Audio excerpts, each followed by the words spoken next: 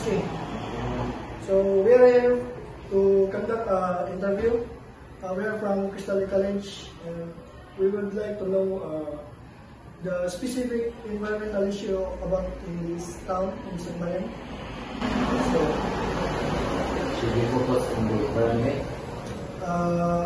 Pwede nag-deal sa barangay, pwede pa sa ating within this town, local of Sugbayan. Okay. Okay, may barangay mistake? By the way, I am John Marvistan, as teacher person of Barangay Canadian Sugbayan, Bohol. So, our first question is, what specific environmental issue is the focus of this significant in our community? The specific environmental issue that I'm going to talk is about water sanitation. It's because karon magud nga panahon is ang tubig magud is mao na siya basic nga needs sa mga tao. And then ano na jud siya every day, every now and then magamit bitaw nato sa ang adlaw-adlaw nga panahon kay ina kita mabuhi ug watay dito may tubig niya. Kanang mo na usaba nga kanang need bitaw siya mahibaw-an nato if ang ato ang gigamit nga kanang water supply is kanang clean bitaw kay naiuban nga nagamit og puso. We have different kanang water sources bitaw na deep well, mga spring, unya napod kana kung sa LGU bitaw nga kanang kuan. So mo na siya isa nga kanang ako nakita nga need pud siya isgutan bitaw. So next question is, how has this environmental issue impacted the lives of local residents, wildlife, and ecosystem?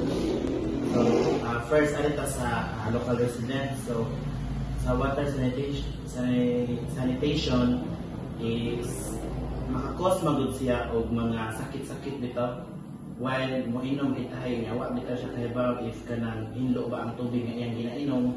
So mo na kanang daghan ba ko tang makuha mga kanang bakterya kung paano diba makainom din usually sa mga bata. So if makainom din dili safe ang tubig nga ginainom is makakos na siya og diarrhea. Unya, for the wildlife is makakuan na siya sa ilahang nga kanang sa ilang places habitat inahabitan pang pamuyo sa ilang especially sa mga sa tubig di ba mga mura nga poison ang kanang sa una man di ba makabantay sa una nga panahon is ang kanang ug ani pa sa sapa kita di ba daghan kay ug kanang sodium ang usa ka sapa daghan kay manok bitaw na. So if kanang sa water sanitation o if atong i-connect siya dito nga wala ang kahibaw sa kanang tubig nga naa dinha karon kung kanang hinlo pa bordi kanang makita nato kung kuan ba nga napabay na muyo. So murag if mapoison gani ang mga kuan di mga matay magid ang ato ang mga nasa wildlife niya. For the ecosystem is ang pollution pod sa tubig. So mo pa siya mga issue na Okay. So for the next question, what are the root causes of the environmental issue and what efforts are being made locally to address them?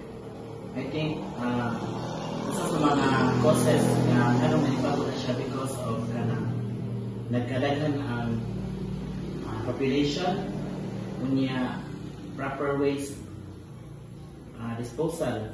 Like ang uban ato na maglagay sa ilang basura sa bisan asa. Kanang if mauwan mo baha man gyud. So nay uban nga part mo baha niya. Ang kanang mga sagbot is madong dito sa kanang asad ba. Tapos kung ginaasa ang dalon sila sa ilahan sa daloy sa tubig. So mo na usa siya sa hinungdan ganong nga mapud ang issue. So next question, what role can individuals, communities, and policymakers play in mitigating the effects of this environmental issue and promoting sustainability? For individual, siguro usa ra yun ang usa sa akong mga pangnaan is proper waste storage management lang siguro nako sa ang pamagiha di man jud nato mapugnan nga makadaghan ang mamuyo sa usa ka lugar.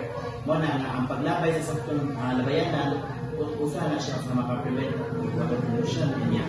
About sa communities is I think strengthen ang kanang strengthen or advocate sa water sanitation kanang yun nga kanang gamit kita na kibawta na safety ang ato ang gigamit nga tubig. And for the policymakers is reinforce strict regulation about sa proper solid waste management. Kaya since kita man siya power to make a policy within the barangay, especially sa barangay, kaya barangay level namin, unya kanang kami po yung kanang niya, kasi tayo makaayo dito sa kanang environment, para sa ganito niya, i-ubot din niya kanang kuhan, pag-buhat sa pagkakalaman or pag-implement sa pagkakalaman sa barangay regarding ang For the last question, how can viewers take action to support efforts to address the environmental issue highlighted in the documentary? First, we should start within ourselves.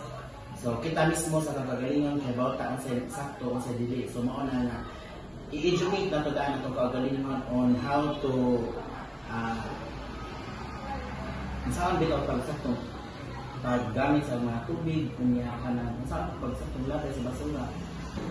And also by volunteering any community activities bitaw, like bitaw mag-clean up drive, kunya coastal clean up. But since we don't have a coastal area, but naman tayo mga sapa bitaw na pwede na ito kakuanan. So kana nga lugar na agad po na mga basura niya, if ang kanang barangay maganda is kanang kita po as member within the community na nag-reside ang area is more initiate na po na to volunteer, and that way maka-generate, makahimo maghapon tag bigger impact sa ato ang community, especially sa ato ang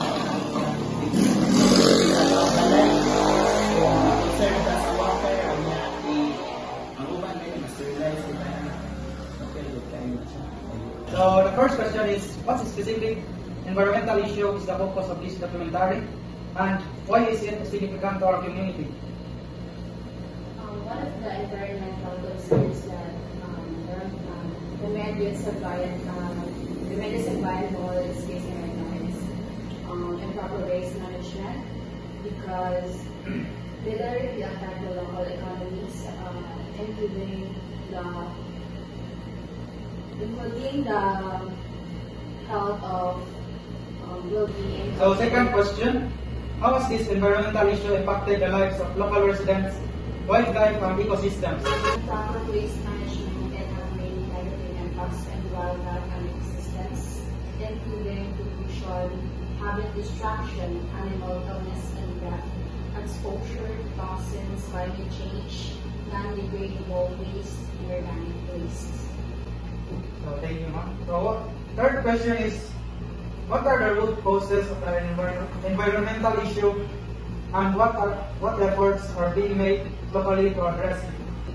So one of the roots of the improper waste management, environmental issue in our residents here in Barangay is that improper waste management of these things from a lack of awareness about proper disposal and insufficient infrastructure for collection and processing, and also limited financial resources for implementing effective waste management systems. So to address this locally, so the local efforts to address this issue includes promoting public awareness campaigns, establishing waste segregation and recycling programs. Also, invest in new technologies that for waste treatment and disposal. So thank you, ma'am.